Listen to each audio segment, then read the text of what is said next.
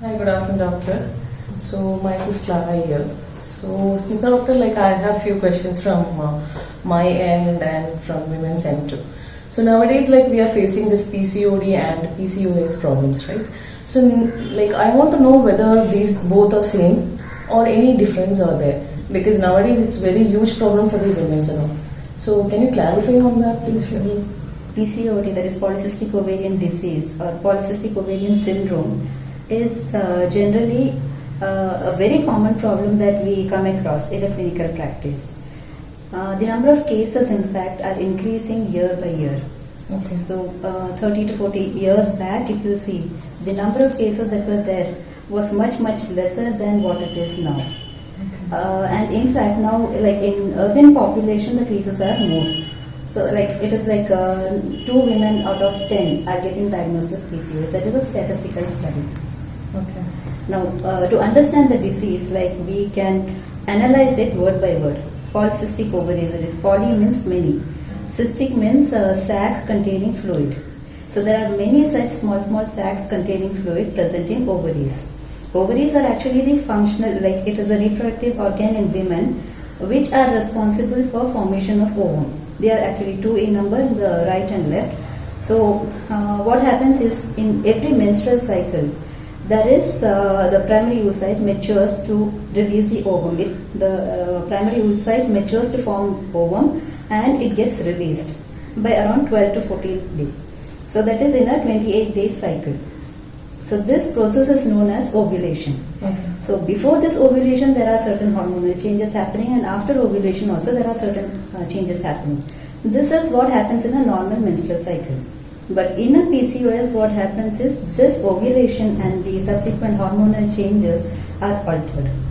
Okay. So as a result of this, the periods is altered. There is either a scanty periods or increase in flow, or the duration is increased. In a 45, in normal cycle, that is 20 to 30 days cycle, a person who is having this kind of a cycle, when they develop PCOS, and the duration increases to around 45 days or maybe 3 months or 6 months, anything. Okay. So this is one important symptom.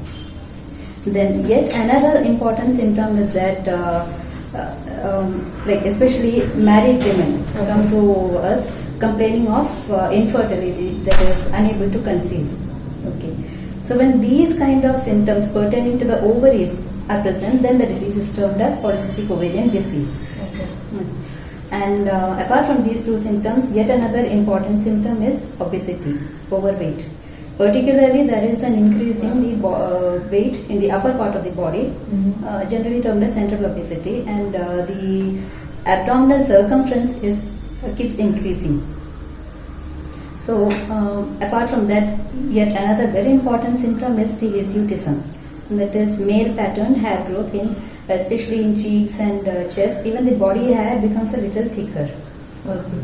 And other common symptoms are like acne, then male pattern baldness, and some of the skin pigmentations, like darkening of skin, especially in the nape of the neck and all. That is also common in PCOS.